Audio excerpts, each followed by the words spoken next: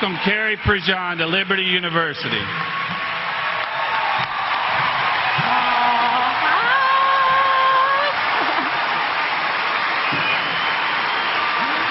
Thank you so much. Thank you.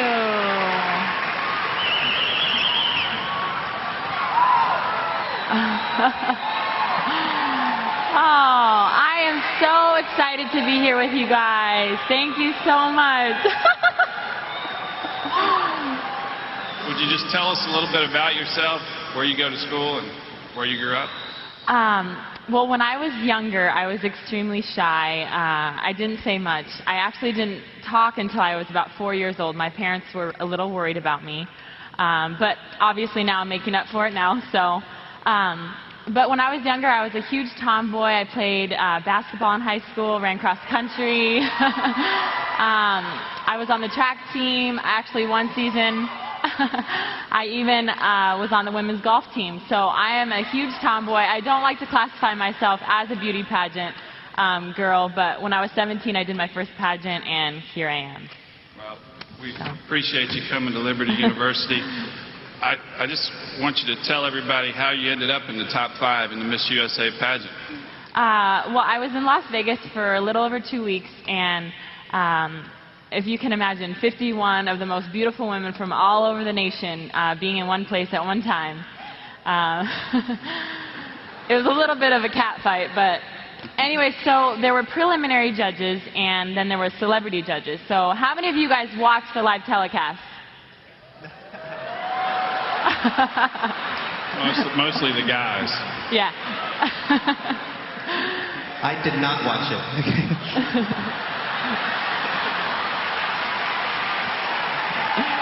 So what happened was we had a preliminary competition, and that was all the 51 contestants being seen by a panel of judges. And we had an interview.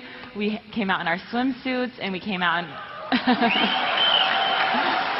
we came out in our evening gowns, and then from there, what all of you saw on the night of the pageant on Sunday was every girl that was called into the top 15, and then in the top 10. I was called into the top 15, then in the top 10, and then in the top 5, and I was on stage with 4 other girls competing for Miss USA. If you can imagine all the nerves. I had worked so hard for this, and I was ready. I was ready to win. Well, it was printed all over all the materials that you were a student at San Diego Christian. I don't think it was a coincidence that he asked you the question that he did as opposed to the other questions.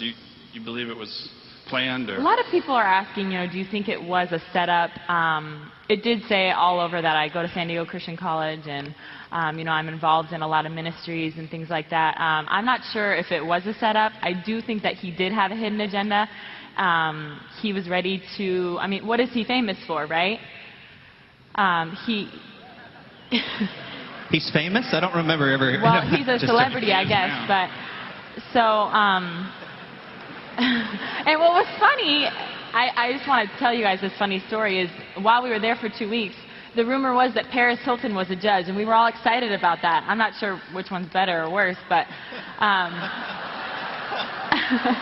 so we had no idea who Perez Hilton even was, so I'm not sure if it was a setup, but I definitely think that he did have a hidden agenda.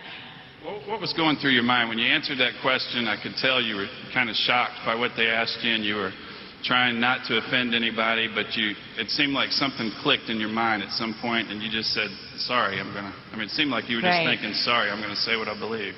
Well, as I was standing on that stage, I felt so alone.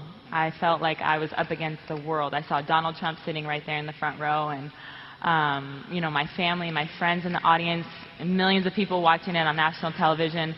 I was so nervous, and I just tried to look poised and collected, and I chose the name of the judge from the jar, and they directed the question to Perez Hilton.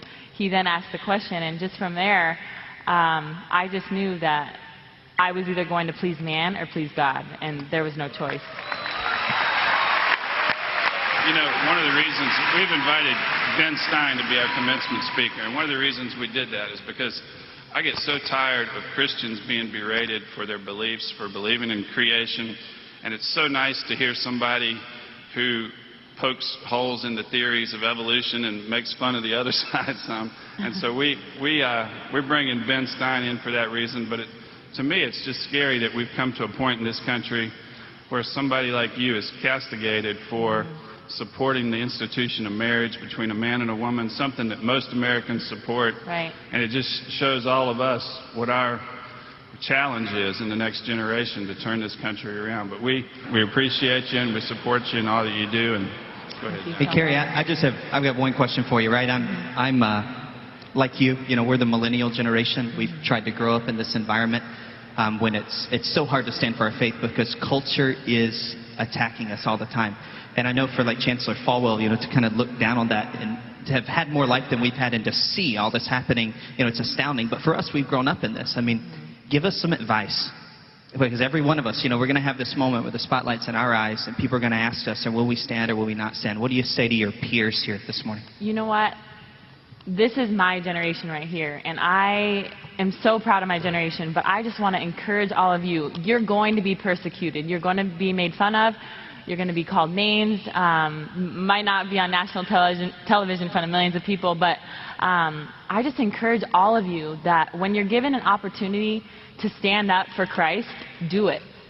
No questions asked. Don't ever compromise your beliefs, your integrity, your faith for anyone or anything. And I think that this whole thing, I just want to thank Perez Hilton so much. This has given me an opportunity just to share my faith with all of you, with millions of people on national television, and proclaim that I am a Christian and I'm not afraid of it. So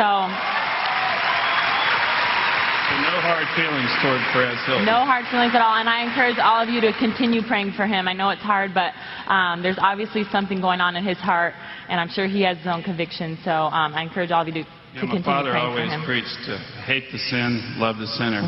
And that was always what he practiced, but it seemed like the other side was always accusing us of hate, but the only hate I ever saw was coming from them. But it's all about tolerance. And that's right.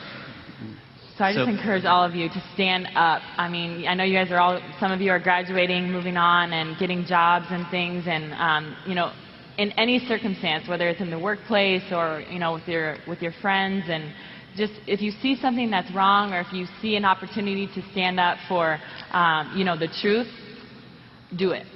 So it was worth it, huh? It was worth it. It was the best thing that has ever happened to me. So I'm so blessed. Well, thank you for being with us today.